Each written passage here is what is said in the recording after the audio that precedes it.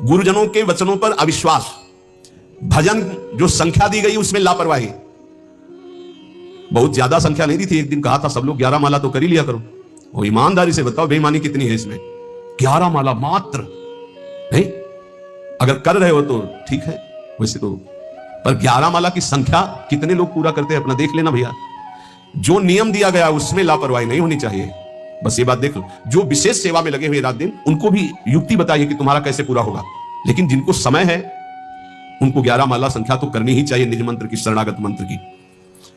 और लक्ष्य के प्रति लोभ ना बढ़ा करके धन के प्रति लोभ आ जाना भगवत प्राप्ति, प्रेम प्राप्ति में बड़ा बाधक है। या साधन करते हुए अहंकार आ जाना, ये भी भगवत, साधन ठीक चल रहा है सब लेकिन अहंकार आ गया तो भगवत प्रेम नहीं होगा। जो वैराग्य मार्ग में है ब्रह्मचर्य का खंडन करना, या गृहस्थ में संयम युक्त गृहस्थ धर्म का सेवन ना करना। विपत्ति आ गई तो घबरा करके परिवार वालों की शरण में चले जाना विरक्त के लिए। विपत्ति आ गई तो भगवान का आश्रय छोड़कर किसी धनी मानी की बात शरण में चले जाना, चाहे गृहस्थ हो चाहे विरक्त, भगवान के सिवा अन्य आश्रय नहीं। नरसिंह मेहता, प्रहलाद जी, मीरा जी, बड़े बड़े भक्तों के चरित्र पढ़ो, किसके पास गए? हरि शरणम, हर विपत्ति नष्ट, हरि स्मृति सर्व विपद विमोक्षणम। बड़ी बड़ी विपत्तियां भगवान के स्मरण से नष्ट। सही औषधि हर विपत्ति नाश करने के लिए भगवत गुणगान, भगवान नाम जप, अलौकिक चमत्कार, बिना किसी फोन के हर समस्या का। हरि स्मृति सर्व विपद विमोक्षणम, मान लीजिए आप किसी की तरफ मत झांकिए, केवल प्रभु की तरफ देखिए तो कुछ बिगड़ ही नहीं सकता। 5 वर्ष के प्रहलाद क्या बिगाड़ लिया त्रिभुवनपति हिरण्यकश्यप ने, पर हमारा विश्वास काम नहीं करता। किसी भी मनुष्य को, संपत्ति को, सुख भोग को, पद को, ममता को भगवान के समान न रखना, अपने इष्ट की समानता में किसी को न रखना। कैसे समझोगे कि हमने इष्ट की समानता में किसी को नहीं रखा? किसी व्यक्ति के मिलने पर, वस्तु के मिलने पर, भोग सामग्री के मिलने पर, पद मिलने पर यदि भगवान भूल गए तो वो भगवान से बढ़कर वस्तु हो गई, भगवान छोटे हो गए। अगर भगवत स्मरण चल रहा है तो फिर किसी को नहीं रखा भगवत स्मृति के समान। अब आप देख लीजिए, छोटी छोटी बातों में भगवत स्मरण छूट जाता है तो भगवान छोटे हो गए और वो भोग सामग्री, वो व्यक्ति बड़ा हो गया।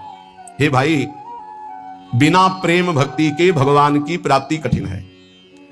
गोविंद के चरणारविंद का आश्रय लेकर नाम जप करते हुए जो लीला गाते हैं, अर्चन बंदन करते हैं, नवधा भक्ति करते हैं, उनके हृदय में प्रेम लक्षणा भक्ति जागृत होती है। ये प्रेम लक्षणा भक्ति साधु संग से आती है। साधु संग रूपी ऐसा साबुन है कि ममता रूपी मैल धुल जाता है, और जहां मन ममता रूपी मैल से रहित हुआ तहां प्रेम प्रकाशित हो जाता है। प्रेम प्रकाशित होने में जो बाधा है, भक्ति करते हुए और साधु संग करते हुए भी यदि प्रेम प्रकाशित नहीं हो रहा तो ये कुछ बाधाएं इसमें वर्णन की गई है, ध्यान से सुन लो और इनको कभी करना नहीं तो प्रेम भक्ति जरूर जागृत हो जाएगी। पहला, आहार दोष। ध्यान में बैठा लो या लिखते जाओ।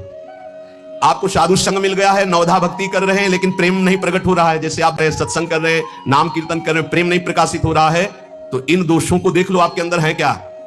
पहला है आहार दोष। आहार दोष, बुरी कमाई से जो अन्न आता है वो बुद्धि को भ्रष्ट कर देता है। दूसरा, व्यायाम प्राणायाम प्रत्येक साधक को करना चाहिए, यह महापुरुषों को देखें। तीसरा, आलस्य का त्याग। आलस्य, भजन करते हुए भगवत मार्ग में आपके प्रेम क्यों नहीं प्रकट हो रहा है, सिद्ध महापुरुष के द्वारा बताए हुए। पहला आहार दोष, दूसरा शरीर को स्वस्थ रखो नहीं तो अस्वस्थता में भजन नहीं होता। किनका? साधक का। तीसरा आलस्य, ये सबसे ज्यादा साधक को परेशान करता है। ये 3 बातें पहले क्यों लिखी गई, अभी और है। प्रायः साधक को भोजन में स्वाद की बुद्धि रहती है। आलस्य को त्यागिए नहीं तो प्रेम। काहे भी इतना सोते हो? हम तो प्रभु से मनाते थे कि हमें नींद ना आए, प्रभु मेरी नींद खत्म हो जाए। वो आज उसकी कृपा का फल प्राप्त हो रहा है। हाँ, कि नींद नाम की चीज नहीं है यदि और कोई डिस्टर्ब भी नहीं, कोई परेशान भी नहीं है, कि बस अगर आप ठिकाने देखो। नींद को विश्राम जो इंद्रियों को मिलता है नींद में ना, वो संसार का चिंतन छोड़ने से। खास बात समझिए, 6 घंटे संसार का चिंतन छोड़ के बड़ा प्रेस लगा, और 6 घंटे अगर भगवान के चिंतन में संसार को भूल गए तो कैसा लगेगा, सोचो। चौथा है प्रमाद। प्रमाद माने जो अभी काम करना है वो कल कर लेंगे, कल कर लेंगे। करने योग्य काम को आगे के लिए छोड़ देना और ना करने योग्य काम को तत्काल करना, जबकि साधक इसका उल्टा करता है। करने योग्य कार्य को तत्काल करता है, ना करने योग्य कार्य के लिए उपस्थित समय आने पर भी वो उसे टाल देता है, कल देखेंगे उसके। ना करने योग्य कार्य को तत्काल करना और करने योग्य कार्य को आगे के लिए टाल देना, इसे प्रमाद कहते हैं। पुरुषार्थहीनता, जैसे कुछ लोग ऐसे कहते हैं कि अरे वो जब आपकी कृपा होगी तो सब हो जाएगा। हाँ, आकाश से उतरेगी कृपा, तुम्हें कह रहे हैं नाम जप करो, समय से वाणी पाठ में जाओ, समय से ऐसे करो ऐसे, ये कृपा नहीं और क्या? तुमको जो उपदेश कर रहे हैं कृपा नहीं तो और क्या? भगवान गीता में उपदेश कर रहे हैं, शास्त्रों में उपदेश कर रहे हैं, ढूंढ ढूंढ करके हर बात तुम्हारे कान तक पहुंचा रहे हैं प्रभु, ये तुम पर कृपा नहीं है? तुम आलस्य करो, प्रमाद करो। बहुत समझ में नहीं आता कि साधक क्या लक्ष्य लेकर के चलता है। पुरुषार्थहीनता है तो प्रेम प्राप्त नहीं होगा। पुरुषार्थ युक्त रहो, एक क्षण भी बर्बाद मत करो, कबहू काल वृथा नहीं जाए, इस पर ध्यान दीजिए। समय बर्बाद मत कीजिए, 1 मिनट आपका बहुत कीमती है। फिर 6वां, अश्रद्धा। श्रद्धा किसे कहते हैं? गुरु और शास्त्र के वाक्य को यथावत बिना विचार किए पालन करना, उसे श्रद्धा कहते हैं। इसके बिना सिद्धावस्था नहीं होती, इसके बिना परम शांति नहीं मिलती। श्रद्धावान लभते ज्ञानम तत्परा संयतेन्द्रिया ज्ञानम लब्ध्वा परम शांति मचिरेणादि गच्छति। श्रद्धावान ही ज्ञान को प्राप्त होता है, ज्ञानी ही अपनी इंद्रियों को संयम में रखता है, इंद्रियों को संयम में रखने वाला ही परम ज्ञान परम शांति को प्राप्त होता है। प्रथम हृदय श्रद्धा जो करे, सेवक वाणी, प्रथम हृदय श्रद्धा जो करे, आचार्य जन जाय अनुसरे जहां जहां हरिवंश के, तब बात बनती है। कह रहे हैं ऐसा करो, बिल्कुल नहीं सुन रहे तो क्या है? अश्रद्धा। ये तुम्हें प्रेम प्राप्त नहीं होने देगी, ये भगवदानंद की अनुभूति नहीं होने देगी। कैसे कैसे? अगर आप वचन रूपी लक्ष्मण रेखा के अंदर रहोगे तो माया रूपी रावण तुम्हारा हरण नहीं कर पाएगा, तुम्हारी बुद्धि रूपी सीता का अपहरण नहीं कर पाएंगे। राम जी वरण कर लेंगे बुद्धि रूपी सीता का, श्याम जी वरण कर लेंगे। भीष्म पितामह अंतिम समय कहते हैं, हे श्री कृष्ण, मेरी कुमारी बुद्धि को स्वीकार करो। आज तक इस बुद्धि को कभी किसी ने स्पर्श नहीं किया, ये बुद्धि कुमारी है, वरण कर लो इसको। लेकिन हमारी बुद्धि का तो अपहरण हो गया है, विषयों ने अपहरण कर लिया है। क्यों? क्योंकि हम गुरुदेव के वाक्य रूपी लक्ष्मण रेखा के अंतर्गत नहीं रहे, हम रेखा क्रॉस कर गए, अश्रद्धा कर ली, उनकी आज्ञा नहीं मानी, अवहेलना कर दी, कुतर्क।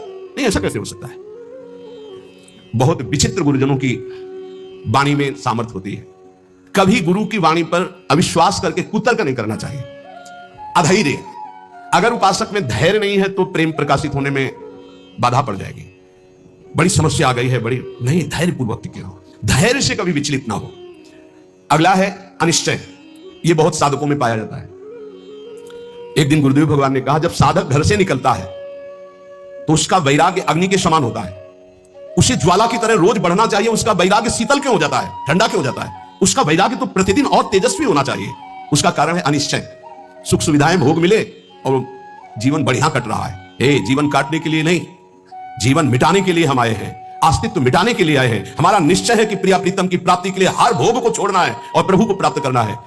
वैरागी वही है जो समस्त भोगों के बीच में रहता हुआ भी भोग स्वीकार नहीं करता, केवल अपनी दिनचर्या और भगवत प्राप्ति के हेतु जीने के लिए केवल उसको धारण करता है। अनिश्चय हमारे हृदय में जब होता है तो हमें भोग गिरा देते हैं। हमारा निश्चय क्या था? हम प्रभु की प्राप्ति के लिए जानबूझकर समस्त भोगों का त्याग करते हुए सच्चिदानंद रस में स्थित होंगे, फिर हम क्यों डिग गए? इसका मतलब हमारे निश्चय में कमी थी। अनिश्चय, हमारा निश्चय था कि हम अपमान को सहेंगे, हम निंदा को सहेंगे, हम तिरस्कार को सहेंगे, हर कष्ट सहेंगे, पर हे नाथ आपको प्राप्त करेंगे, आपका भजन करेंगे। कहां गया वो निश्चय? थोड़ी सी कोई अपमान की वृत्ति आई, हम गुस्सा हो गए, थोड़ा सा तिरस्कार हुआ, हम परमार्थ छोड़ दिया, थोड़ा सा कोई भोग आया, हम भजन छोड़ दिया, भोग में राजी हो गए। कहां गया हमारा निश्चय? इसका मतलब अनिश्चय है हमारे हृदय में, लक्ष्य का निश्चय नहीं है। संशय, पता नहीं भगवान में सुख है कि भोगों में सुख है, पता नहीं इस मार्ग से भगवान मिलेंगे कि नहीं मिलेंगे, पता नहीं जिनके सहारे भगवान की प्राप्ति कराएंगे कि नहीं कराएंगे। कई तरह संशयात्मा विनश्यति, वो भ्रष्ट हो जाएगा, गिर जाएगा। असंयम, ये बहुत खास बात है। असंयम साधक को नष्ट कर देता है। संयम से रहो। आपसे कई बार प्रार्थना की सत्संग में कि यदि आप 2 चपाती पाते हैं तो उसी के अनुसार कितना भी अच्छा भोजन उतने लीजिएगा। आपका भोजन का संयम होना चाहिए, आपके शयन का संयम होना चाहिए, आपके दिनचर्या का पूरा नियमावली होना चाहिए। संयम नियम साधना में चाहे गृहस्थ हो चाहे विरक्त, तो बहुत बड़ा इनका योग है। असंयम नहीं है, कभी मनाया तो 7 बजे जग गए, कभी मनाया 5 बजे जग गए, कभी मनाया 1 बजे जग गए, ऐसा नहीं होना चाहिए। असहिष्णुता, सहनशीलता ना होना, साधक के प्रेम प्राप्ति में बाधक लक्षण है। हर बात को सहन कर जाओ। सहनशीलता, सहत सहत बाढ़े भगति गृह तन गुरु हितगा। अपवित्रता, कई बार इस पर चर्चा हुई है। आजकल बड़ी अपवित्रता के चांस हैं, जैसे शौचालय और बाथरूम एक ही में सब है, प्रायः ऐसा ही है। कुछ लोग उसी में लघु शंका करते हैं, बैठकर पूरे अपवित्र हो जाते हैं। अगर शौच वाला वो स्पर्श हो जाए तो जितना स्पर्श हो जाए वो कपड़े सब धोने चाहिए। कुछ लोग तो बैठ के ही लघु शंका उसमें करते हैं, बने बोले हाथ धो लिए बस हो गए, पूरे अपवित्र हैं। वैष्णव पद्धति उसे स्वीकार नहीं करती। कैसे महापुरुषों का दिन, कल दर्शन किए जब प्रसाद पा रहे थे वृद्ध वैष्णव, ऊपर के वस्त्र हटाकर नीचे की, कितना पवित्र पवित्रता। ये मुख में कुछ खाए जूठे चल रहे हो, कैसे तुम्हारा मंत्र सिद्ध होगा? खड़े खड़े लघु शंका कर ली, छिट्टी पैरों में पड़ रही, कैसे मंत्र सिद्ध होगा? बहुत सावधानी की जरूरत है। उपासक चाहे गृहस्थ हो या विरक्त हो, हर समय पवित्र रहता है। अपवित्रता ये सिद्ध नहीं होने देती, साधन को सिद्ध नहीं होने देती, ध्यान रखना। कुछ भी खाने की वृत्ति ऐसी न रखो जो प्रियालाल को भोग नहीं लगाया आप पा रहे हैं। बाजार में खाने वाला तो साधक हो ही नहीं सकता। हम ये कह रहे हैं कि यदि आप बहुत ही गृहस्थ में हो और आपका मन कर रहा है कि भाई आज हम नमुक चीज पाए, तो आप पहले ये जांच करो कि जहां से ले रहे हो पवित्रता का विधान वहां है कि नहीं है, नहीं तो बहुत अपवित्र रहता है। आप ये अच्छे से समझ लीजिए। अब वो पदार्थ भी लेके श्री जी को भोग लगाओ जो पवित्र हो, फिर पाले तो चलो ठीक है। वही बाजार में खड़े खड़े खाना पीना ये साधक या वैष्णव का लक्षण नहीं है, ये भारी अपवित्रता है जो तुम्हारे भजन में बाधा पहुंचा देगी। मान लीजिए, हाथ जोड़ के कहते हैं, क्योंकि प्राय अब इस पर छूट है। पवित्रता पवित्रता बहुत सावधानी से। जैसे आप माला जब करें, आपको लघु शंका लगी है तो अपनी माला को गर्दन के पीछे कहीं ऐसे फंसा लीजिए उच्च भाग में, और बैठकर लघु शंका कीजिए। जहां पानी की व्यवस्था हो, आप अपने पास पानी रखिए, फिर पवित्र होइए। अगर ऐसा है कि जल नहीं है तो रज से कर लीजिए, रज से हाथ धो लीजिए। और जब तक पानी न मिले, आसमान न करो, तब तक माला नहीं, ऐसे नाम जप करो। ये अपवित्रता भगवत प्राप्ति में बहुत बाधक है और लोग इसको मानते ही नहीं है। कोई बिरला पवित्रता का निर्वाह करता नहीं मान। कौन भ्रमण में लघु शंका के लिए कमंडल रख रहा है? वीआईपी पना हट जाएगा। प्रायः दंड कमंडल, साधु का प्रसिद्ध सोटा लंगोटा, ये सब प्रसिद्ध है। काछ वाच मन निश्चल राखे, धनी धन जननी तेरी रे। बहुत अब प्रायः दर्शन करने वालों में ऐसे दर्शन होते हैं, हाथ में बिस्लरी की बोतल ऐसे, जैसे कोई जल चढ़ाने की गंगा जली नहीं, प्रायः बिस्लरी की बोतल ऐसे हाथ में होगी। जमाना बदलता चला जा रहा है, और या स्मार्ट मोबाइल हाथ में होगा। कोई भले आदमी तो ऐसे मिलते हैं कि मोबाइल से ऐसे वीडियो दाहिने हाथ से बना रहे हो, बाएं हाथ से ऐसे कर रहे हैं। बाएं हाथ से किसको किया जाता है जानते हो? शत्रु पक्ष को।